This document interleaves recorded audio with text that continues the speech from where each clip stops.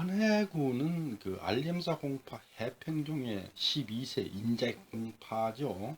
그 이제 사적 146호 모주 적상산성에서 설명을 드렸던 인재공 최현의 아들이에요.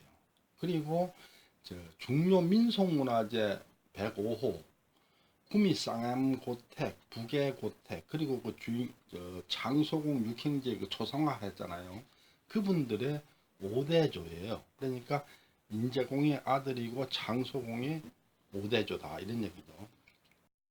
학사 선생문집 8권에 수록된 김은조가 지은 영사공신, 통정대부, 청성도부사, 최공묘지에 적혀있기를 아버지는 통정대부 강원도 관찰사 최현이며 어머니는 증정부인 의성 김씨로 장원부사 김보길의 딸이다. 1585년 선조 18년 8월 15일에 태어났다는데 공의 나이 3세가 되던 해에 어머니가 돌아가셨다. 아버지 인재공도 독자이며 공 또한 독자이다. 김응조는 인재공이 독자로 태어났다 했는데 인재공한테는 형님이 있어요. 후손이 없는데 최흔이라는 분이 있는데 후사 없이 일찍 돌아가셨어요. 그러니까 김응조는 그 일찍 돌아가신 형님을 그냥 없는 걸로 이렇게 치고 있죠. 완해군의 외할아버지 김보길, 이 사람은 그 학봉 김성일의 동생입니다. 학봉 김성일이라는 사람이 그 영남에서는 굉장히 대단한 사람이고, 그 말하자면 안동, 우리가 흔히 안동에 양반이 많다 그러고 안동에 양반 가문 그러는데 그 양반 가문 중에서 가장 최고로 쳐주는 게 그 학봉 김성일 가문이에요. 의성김씨 가문인데 그 완해군의 외할아버지 김보길이 그 학봉 김성일의 동생이에요. 근데 김성일은 완해군의 아버지 그 인재공의 스승이에요.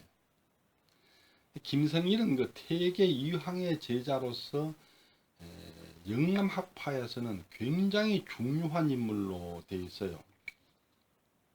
그냥 아주 유명한 사람인 게 일반 사람들이 그 이해하기 쉽게 말하자면은 그 김성일은 임진왜란 터지기 직전에 일본에 통신사로 갔다 와가지고 일본 그 도요토미 히데요시가 안 쳐들어온다 이렇게 말하는 사람이에요. 그러면 아마 누구나 다 알 거예요. 굉장히 유명한 사람이죠. 그런데 뒤에 안 쳐들어온다는데 참으로 쳐들어와 버렸어요. 그래서 이제 누굽니까 유성룡이가 왜 그 쳐들어올 건데 안 쳐들어온다 했냐 물으니까 쳐들어온다 그러면 민심이 흉흉해져서 사회가 혼란해질까 봐서 그랬다. 그런데 그게 말이 안 되는 소리죠.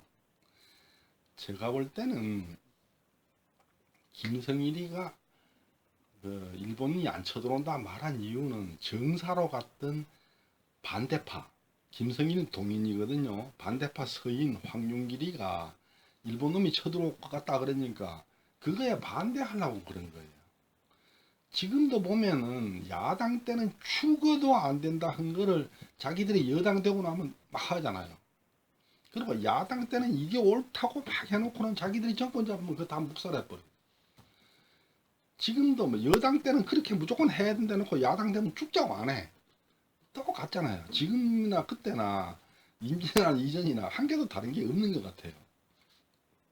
김성일은 이제 그러니까 안 쳐들어온다 했다가 쳐들어와 보니까 은달에 큰 죄를 짓잖아요. 죄를 짓서 이제 귀양을 가다가 다시 이제 임금이 명을 내려가지고 그 의병 이런 걸 규합을 해서 전쟁을 수습해라 이렇게 해가지고 이제 그 경상도 지역에서 의병을 지휘하는 일을 해가지고 그 일은 좀 잘했어요. 그런데 제가 볼 때는 그 임진왜란에서 김성일이가 한 실적에 비해서 안 쳐들어온다 해갖고 나라를 무장해제시킨 죄가 훨씬 저는 크다고 생각해요. 아주 대표적인 사례로 진주대첩을 놓고 한번 생각해보면 진주대첩은 뭐 누구 도움도 없이 김시민 혼자 그 준비를 했는데 그래서 일본을 막아냈잖아요. 만약에 김성일이가 돌아와서 쳐들어올 것 같다 해가지고 그때부터 전쟁 준비를 했다면은 그 당시 일본군이 세계 최강의 군대라 하니까 뭐 일본군하고 싸워서 이길 수는 없었을지 몰라도 적어도 뭐 문경세제를 못 넘게 한다든지 하여튼 뭐 삼천리 강도가 쑥대밭이 되고 백성이 완전히 도륙이 나는 참극은 막을 수 있었을 것 같아요. 제 생각에. 그때라도 준비를 했으면은요. 그 임진왜란 때 조선의 피해가 얼마나 크느냐 하면 전국이 쑥대밭이 됐죠. 물론 이제 처음에 이제 전라도는 살았다가 뒤에 이제 정유재란 이후로 싹 쑥대밭이 됐지만 전국이 쑥대밭이 되고 백성이 절반이 죽었어요.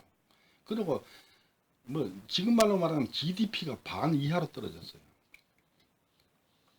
어찌 보면 김성일은 그 한번 말을 잘못한 걸로 죽어도 씻지 못할 죄를 지었다고 생각이 되죠. 이제 물론 뒤에 가서 뭐 의병을 기합해서 좀 뭘 했는데, 그런데 지금도 그 안동에 가면은 가장 명문가가 김성일 가문이고 가장 영남 학파에서 가장 그 뛰어난 학파가 학봉학맥이에요. 학봉 가문, 학봉학맥 그러면 우리나라에서는 제일로 쳐주는 건데 그게 김성일이가 똑똑하게 그런 게 아니고 말하자면 제자들이 짱짱하고 후손들이 짱짱해서 그런 거 아닌가 그런 생각이 들어요. 대개 조선의 역사를 말하는 사람들 중에 목릉성세라 하는 용어가 있어요. 목릉성세라는 게 뭐냐면 목릉이 뭐냐면 선조의 릉이에요. 성세는 그때가 제일 왕성하던 때다. 그러니까 목릉성세라는 얘기가 조선 500년 역사에서 가장 인물이 많고 왕성했을 때가 선조 때다 그러는데, 아니 부산에 상륙한 일본군 보병부대가 걸어서 보름 만에 서울까지 쫓아왔는데 그런 무인지경에 무슨 인물이 있겠어요. 그 목릉성세라고 하는 것 자체가 말 자체가 잘못된 거예요. 그럼 조선에는 인물이 하나도 없다는 얘기예요. 그런데도 그걸 놓고 목릉성세라 말하는 거나 학봉가문, 학봉학맥이 찬양되는 거나 이게 전부 탁상공론 하는 사람들이 하는 소리, 헛소리에 불과한 거죠. 정말로 인물이 있었다면 김시민처럼 일본군의 진군을 저지할 수 있는 사람, 이순신처럼 그 막아낸 그런 사람들이 있어야 그 인물이 있는 것이지. 그 뭐 선조가 저기 개성으로 피난을 가는데 다 도망가고 아무도 없었잖아요. 다 달아나 버렸잖아요. 그런데 무슨 놈 목릉성세겠어요. 원해군 최선희는 문성공개 전주철 씨, 알염사공파, 해평종회, 인제공, 현파 12세로 타조, 인제공 최현의 장남이다. 인제공은 장남 산후와 차남 산을을 낳았으나 산을의 후손은 전해오지 않는다. 알염사공은 진주 목사에서 물러나 진주 목관할지 사천에 은거함으로 인하여 후손이 경상도 서부 지역에서 살게 되었다. 7세 검제공 최수진은 사천에서 태어나 1447년 세종 29년 생원시에 합격하고 1453년 단종 1년 문과에 급제하여 처음으로 조정에 진출하였다. 검제공은 사천에서 혼인하여 아들 군수공 최이식을 낳았는데 후손이 구성종회가 되었다. 검제공은 전 부인이 사망하자 해평 김씨와 재혼하여 처가마을 해평으로 입향함으로 인하여 해평종회가 탄생하게 되었다. 검제공은 은퇴 시점이 다가오자 마지막 벼슬로서 처가에서 가까운 대구의 현풍 현감으로 내려가려고 하였으나 당시 권력자인 서거정의 방해로 실패하였고 다시 비안 현감으로 내려가 벼슬을 마치고 처가마을 해평에서 여생을 마쳤다. 비안면은 지금의 경북 의성군 비안면으로 구미시 해평면에서 그다지 멀지 않는 지역이다. 비안면과 해평현은 서로 인접해 있는 고을이다. 검제공의 마지막 벼슬은 육품관인 비한 현감에 불과하였지만 손자 송정공 최응용이 참판, 관찰사 등 이품 벼슬에 올라 귀하게 됨으로 인하여 사후의 정삼품 도승지로 추중되었다.